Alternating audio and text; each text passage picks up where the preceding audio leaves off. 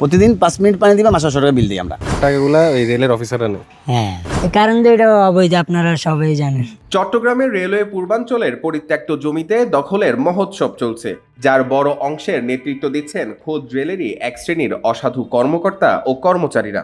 গোটা নগর জুড়ে এমনকি প্রধান কার্যালয়ের চারপাশে এমন অরাজকতা চললেও যেন দেখার কেউ নেই। অবৈধভাবে গড়ে ওঠা স্থাপনাগুলোতে বিদ্যুৎ ও পানির সংযোগও পৌঁছে গেছে অনায়াসে। অবৈধ এসব স্থাপনার জন্য সিটি কর্পোরেশনকে দুষছেন রেলের কর্মকর্তারা, আর মেয়রের দাবি নিজেদের দায় অন্যের উপর চাপানোর চেষ্টা করছে রেলওয়ে। রেলওয়ে পূর্বাঞ্চলের প্রধান কার্যালয় থেকে কয়েকশো মিটারের মধ্যে টাইগার পাস এলাকার চিত্র এটি। বাটালি হিলের ওপর দাঁড়ালে যতদূর চোখ যায় পুরোটাই রেলের জমি। এখানেই একাধিক কলোনি রয়েছে কর্মকর্তা কর্মচারীদের জন্য। বাইরের জায়গা ছাড়াও এসব কলোনির ভেতর গড়ে উঠেছে ছোট বড় অসংখ্য স্থাপনা।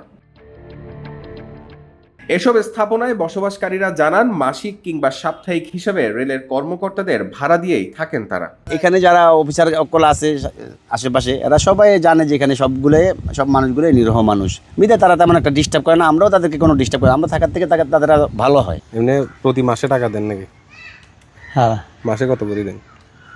মাসে তো 20-30 হাজার এরকম এলে দেয়। আচ্ছা, কাকে দেন টাকাটা? অফিসের দেয়। অফিসে যাই দিয়েছে?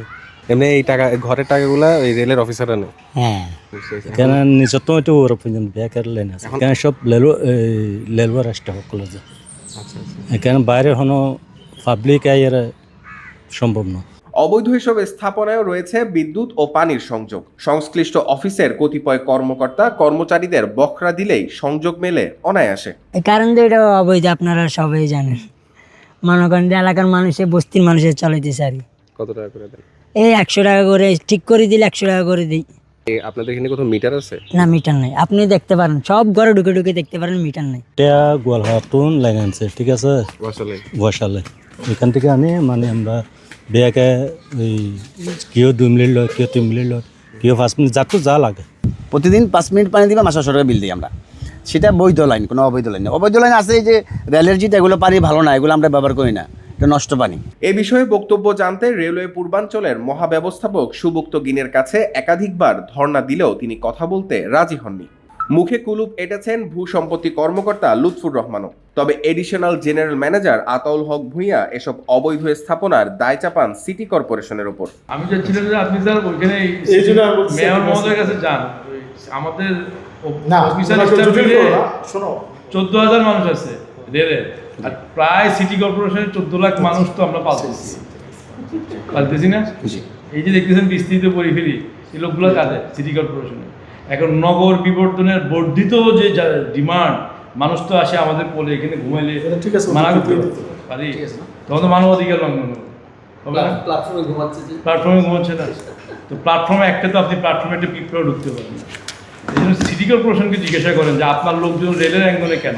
রেলওয়ে পূর্বাঞ্চলের এমন দাবি ও দায় চাপানোর কোনো সুযোগ নেই বলে উড়িয়ে দেন চট্টগ্রাম সিটি কর্পোরেশনের মেয়র ডাক্তার শাহাদাত হোসেন। মানে স্টেশনে ভাসমান মানুষ ঘুমাচ্ছে, রেলের বিভিন্ন জায়গায় তারা থাকছে, তো আমাকে বললো যে মেয়রকে বলেন এটা তাহলে ব্যবস্থা নিতে, ওদের 14 লাখ মানুষ আমরা পালতেছি। আমাদের 14 লাখ মানুষ, এরা ভাসমান মানুষ আছে, তো এটা রেলের পক্ষ থেকে এটা যদি তারা, যেমন আমরা তাদের কিছু কিছু স্থাপনা আমরা চেয়েছিলাম আমাদেরকে দিয়ে দেন, আমরা আপনাদেরকে এই ইয়ারলি হোক মান্থলি হোক আপনাদেরকে আমরা ট্যাক্স দিব, তো আমরা হয়তো বা কিছু সেখানে যারা ভাসমান লোক আছে, যারা হয়তো দোকান করছে, বিভিন্নভাবে ভ্রাম্যমান দোকান করছে, আমরা তাদেরকে সেখানে হয়তো পুনর্বাসন। তো সেক্ষেত্রে কি সিটি কর্পোরেশনের উপর দায় চাপানোটা কতটুকু যৌক্তিক মানে মনে করছেন আপনি মেয়র হিসেবে? দায় চাপানোর কোনো সুযোগ নেই, কারণ যদি ওরা সিটি কর্পোরেশনকে দিত, দেওয়ার পরে যদি মানুষ ঘুমাইতো, তাহলে বলতে পারতো যে আমরা এটা সিটি কর্পোরেশনকে ইজারা দিয়েছিলাম, ইজারা দেওয়ার পর তারা এটা রাখতে পারেনি, লোকজন এটা দখল করে দিচ্ছে। সিটি কর্পোরেশনকে তো তারা দিতে পারেনি, এখনো দেয়নি। তো সিটি কর্পোরেশনকে যদি তারা বৈধভাবে দিয়ে দেয়, সেক্ষেত্রে আমরা অবশ্যই মনে করবো যে আমরা যদি এটা দায়িত্ব হয়তো আমরা তখন নিতে হবে। সংশ্লিষ্ট কর্তৃপক্ষ বলছে পুরো জেলা জুড়ে রেলের অসংখ্য জমি অসাধু মানুষের দখলে। কর্মকর্তা কর্মচারীরাই অবৈধ সুবিধা নিয়ে তাদের পেলে পুষে রাখে। রেলওয়ে কলোনিগুলোর দিকে তাকালেই বিষয়টি আরও স্পষ্টভাবে ফুটে ওঠে। মাহমুদ ফাহিম, আমার দেশ, চট্টগ্রাম।